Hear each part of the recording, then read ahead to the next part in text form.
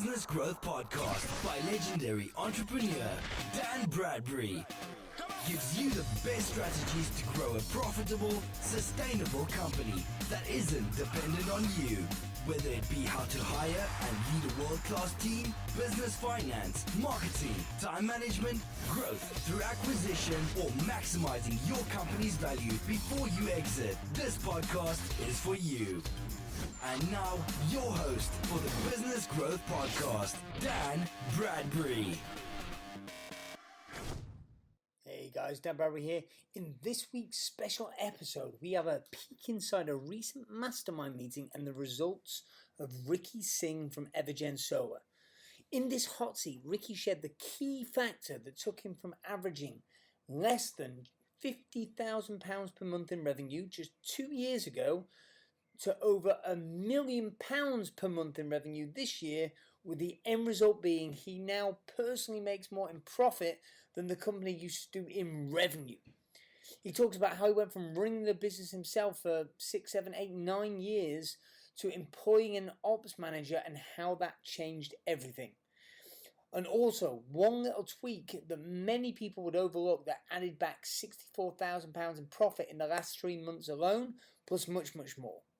You're going to love this interview, and Ricky is one of my private mastermind members. So if you like what you hear and you want to learn how to apply similar strategies to your business, go on over to danbradbury.com/next. Next up, please give a round of applause for Mr. Ricky Singh.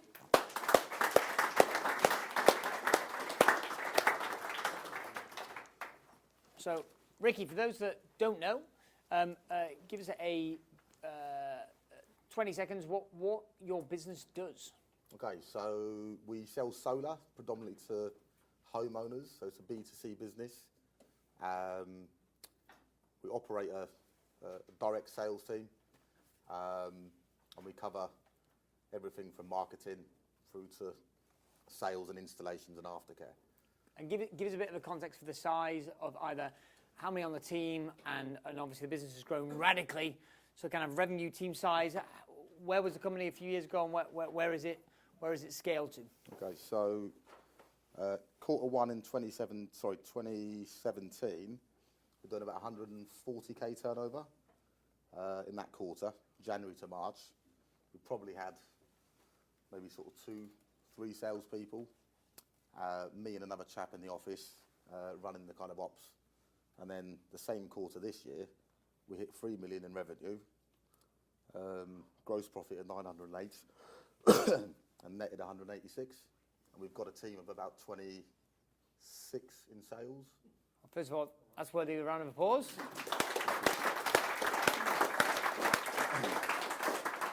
So, and obviously I want to make sure we talk about this very significant shift that's happened in the business. But before we go into that one, what allowed the company, what was the distinction, Ricky, or what were the kind of the key parts that triggered such significant growth over a few years? The kind of 20x revenue and profitable growth as well. What were the key factors, do you think?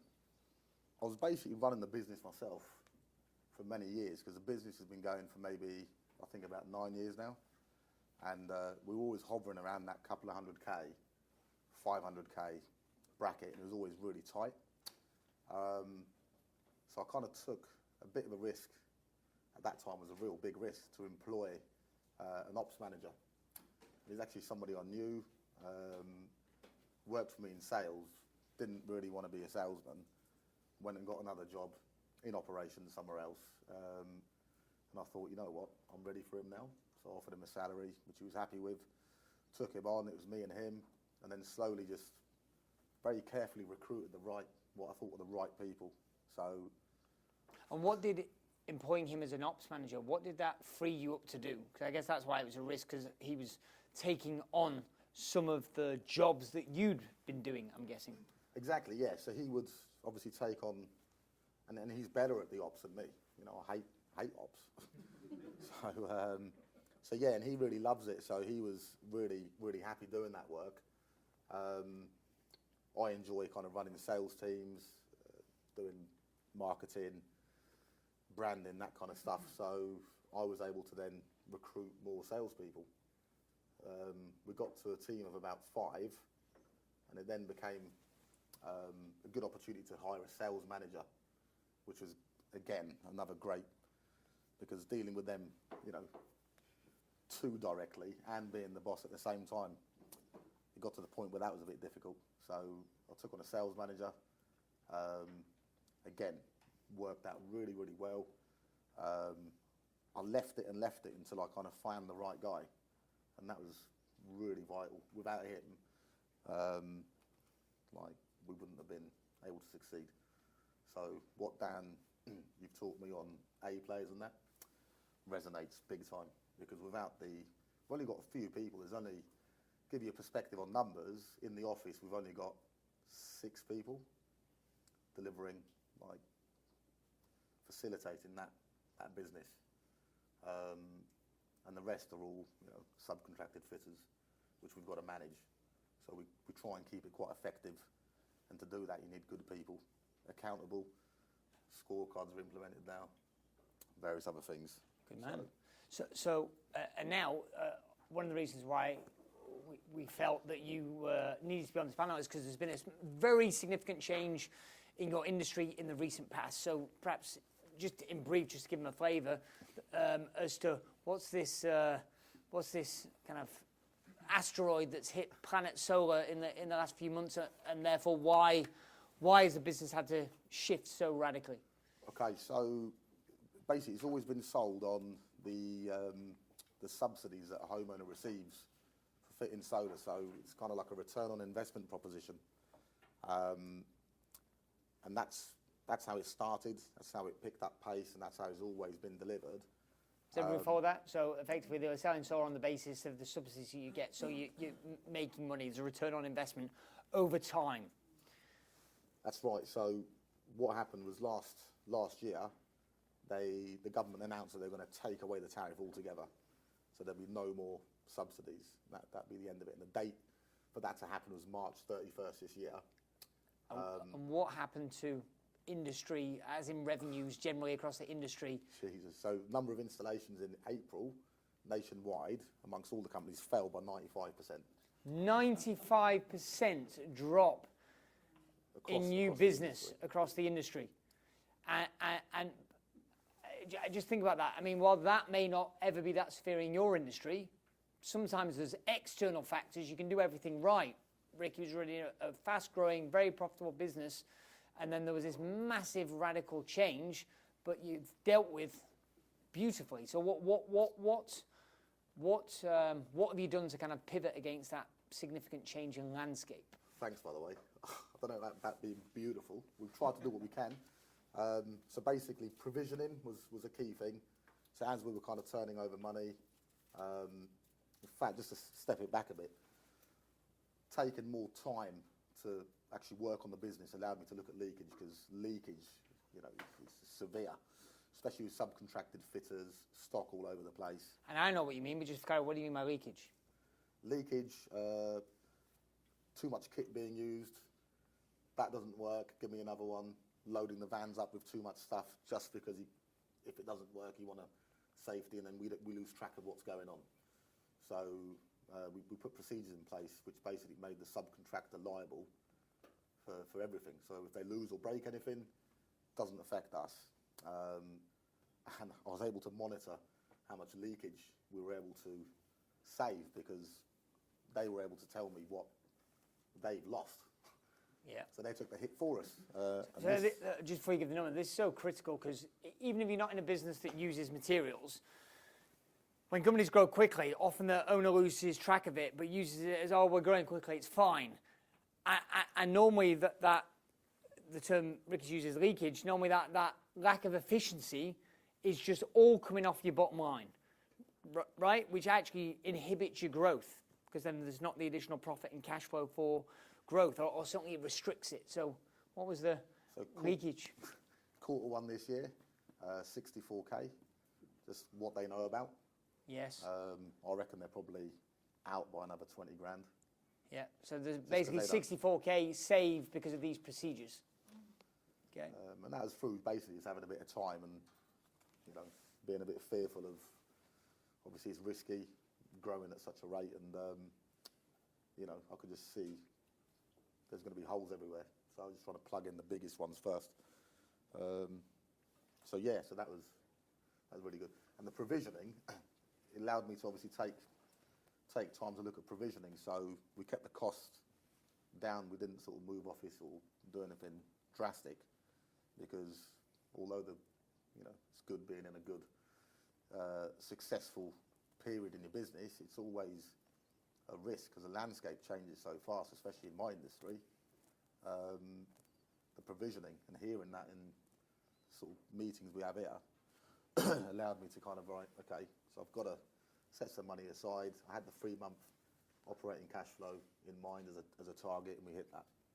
So what did you practically do? Was it weekly? Was it monthly? How very tactical level, how did you do it? Were you doing it? Were you delegating it out to your finance person? Was it money set aside every week, or were you doing it differently? How were you siphoning it off and provisioning cash?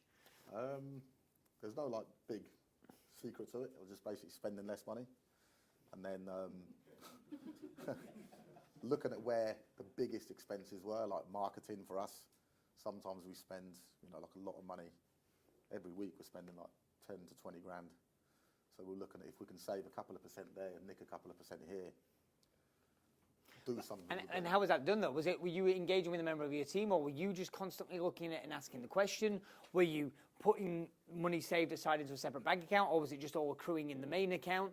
What was the process which caused you to consistently stay on top of leakage and stay on top of expenses? Okay, so we kept it all in the same account. It's just we monitor the marketing on, you know, on a live basis on our Google Sheets.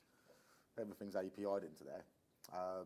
So it's not very sophisticated, but it's enough to give us a good idea as to what's going on. So I'd love to have a more sophisticated answer for you. It's good. But it's gritty. It's a bit, you know, but it's basic and it works. Well, the point is dialed in though. I mean, how frequently were you kind of like looking at data? Was it monthly, Daily. weekly, daily? Right. So like it's constant. And also the sales manager was, I put him on bonus for marketing spend versus jobs fitted. So he was always, you know, and he's pretty on board with that anyway. And I've got the call handlers in the office all on a little bonus because I knew a few hundred quid here and there, you know, would save me and the business thousands, which it did. So it's more like a cost cutting and cost awareness exercise, leakage awareness. Right, and then you're aligning the bonuses so the team align with the overall effectiveness, I guess. Yeah, so it's kind of self-policing, really. So put the incentives in place. They wanted the money. We had constant reminders on boards, WhatsApp groups, like, okay, if we can cut that now, we're nearly there for the quarter. That means, obviously, don't forget you're going to get this, this, and this. So it's always kind of reminding people. It's all sales anyway, so they're target-driven people. So yeah, I think the key thing there was self-policing. How do you find so many contractors to deal with fulfilling that many jobs? Yeah. That's a major part of the success story, really.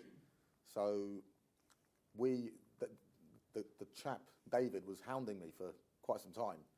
And was always like, look, I'm very loyal with the team we already have, but we'll bear you in mind.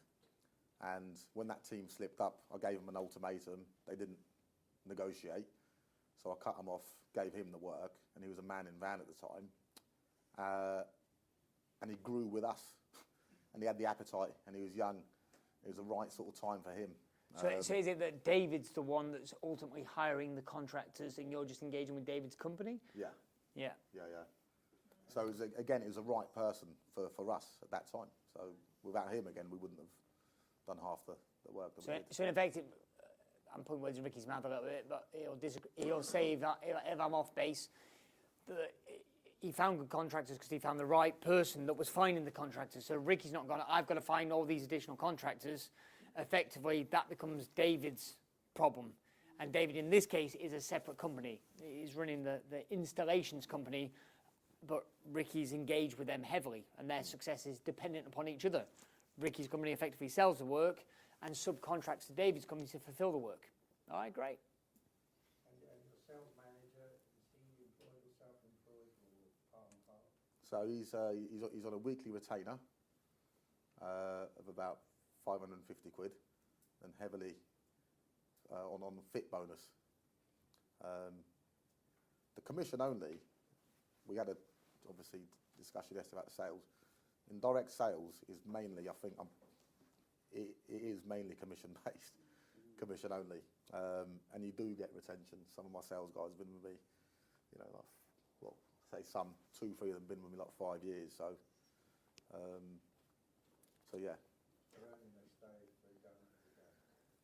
What's your process, I suppose, Ricky? As in, because I know it was discussed yesterday a little bit, and again, it's healthy, it's good. I like it when there's different points of view, especially from the front of the room, about how to do things. What lessons have you learned? Because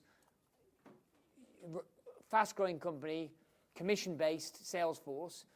Some people, and it's obviously working for you, but some people go, no, I've tried that, and it's a nightmare. What is it that you do differently than some perhaps that allow you to get people that can perform?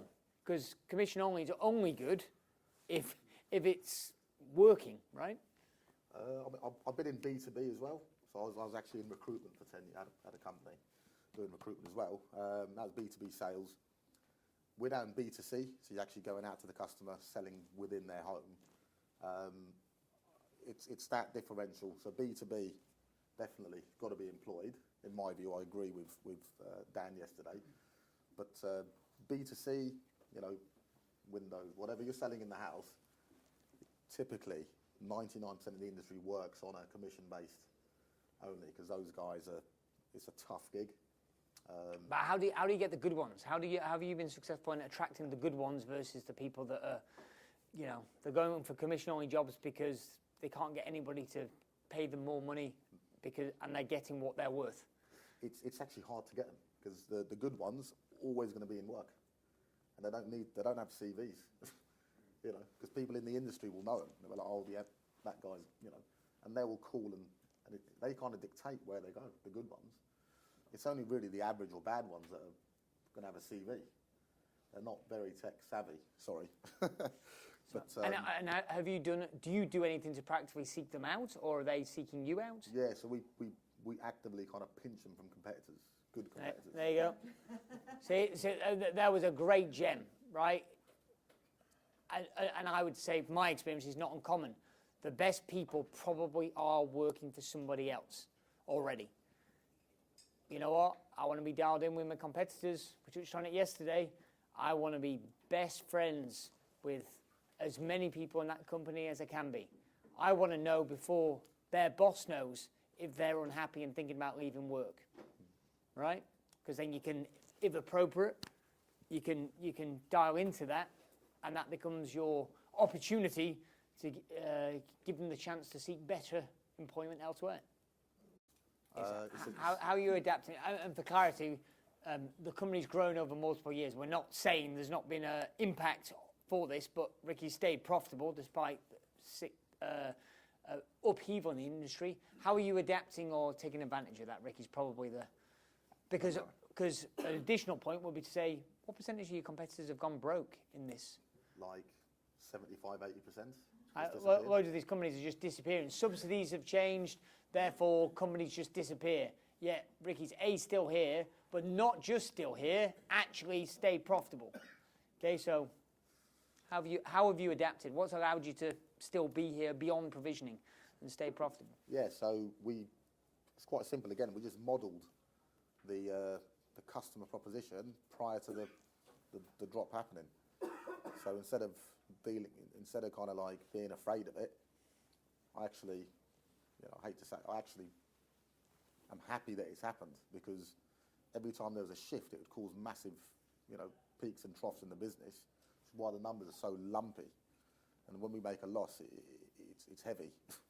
And now with no tariff, it's like a level playing field, and you can actually build slowly and more sustainably. So, and that's ultimately what I want, you know, a sustainable business. So I think once we got rid of the fear, because the consequence and the certainty of it happening was absolute, and the damage factor was massive, as you've seen. But once I accepted that and kind of like lifted the spirits of the staff and so on, because I knew that we'd provisioned 3, 4, 5, 6 months worth of operating costs, no problem.